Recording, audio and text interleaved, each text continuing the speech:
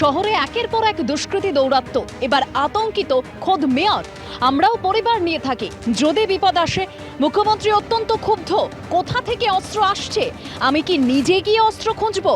Police কমিশনারকে কড়া ভাষায় বলেছেন মুখ্যমন্ত্রী, দাবি করছেন ফিরহাদ হাকিম। টালিগঞ্জ কেন ভাবছেন?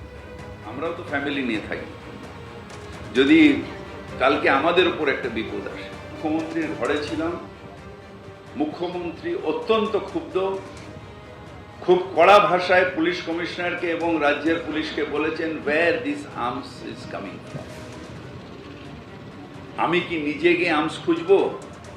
তোমাদের নেটওয়ার্ক কেন নেই? বর্ডারগুলোর মধ্যে দিয়ে কেন আসছে? আর অদ্ভুত একটা জিনিস, যারা গুলি চালাচ্ছে, যারা ডাকাতি করছে, সব ক্রস বর্ডার। তাহলে সেই স্টেটের মানুষগুলো যারা যখন আসছে, পুলিশ কেন একটা চেকিং এর মধ্যে থাকবে না?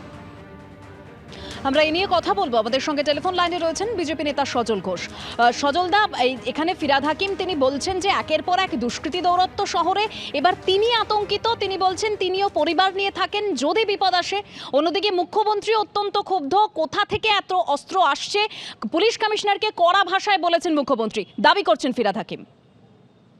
না, পুলিশ কমিশনারকে কড়া ভাষায় বলুন আর যে ভাষাতেই বলুন, তাতে যে কাজ হয়নি সেটা তো বুঝতে পারছি। আর ফিরহাদ হাকিম আতঙ্কিত, এটা তো নাটকের কথা।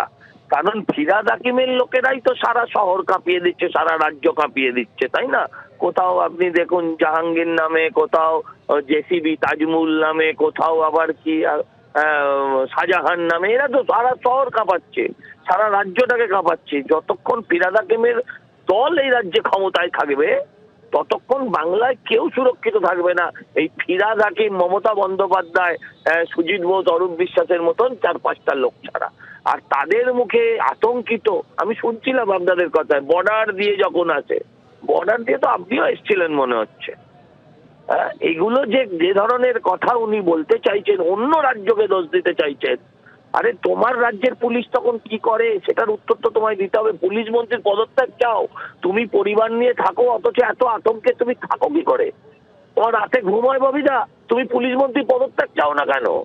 ওনার তো পুলিশ মন্ত্রীর পদত্যাগ চাওয়া উচিত ছিল। যত সব নাটক। ধন্যবাদ সজলদা। শহরে একের পর এক দুষ্কৃতী দৌরাত্ম্য, এবার আতঙ্কিত খোদ মেয়র। তিনি বলছেন যে পরিবার নিয়ে আমরাও থাকি, যদি বিপদ আসে। অন্যদিকে মুখ্যমন্ত্রীও তিনি অত্যন্ত ক্ষুব্ধ, কোথা থেকে এত অস্ত্র আসছে, আমি কি নিজে গিয়ে অস্ত্র খুঁজবো? পুলিশ কমিশনারকে কড়া ভাষায় বলেছেন মুখ্যমন্ত্রী মমতা বন্দ্যোপাধ্যায়, দাবি ফিরহাদ হাকিমের। আপনি টালিগঞ্জ কেন ভাবছেন?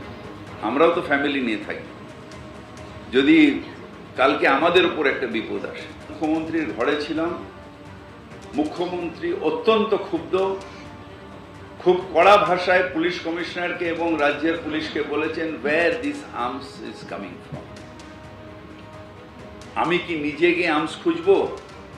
তোমাদের নেটওয়ার্ক কেন নেই? বর্ডারগুলোর মধ্যে দিয়ে কেন আসছে? আর অদ্ভুত একটা জিনিস, যারা গুলি চালাচ্ছে, যারা ডাকাতি করছে, সব ক্রস বর্ডার। তাহলে সেই স্টেটের মানুষগুলো যারা যখন আসছে, পুলিশ কেন একটা চেকিং এর মধ্যে থাকবে না?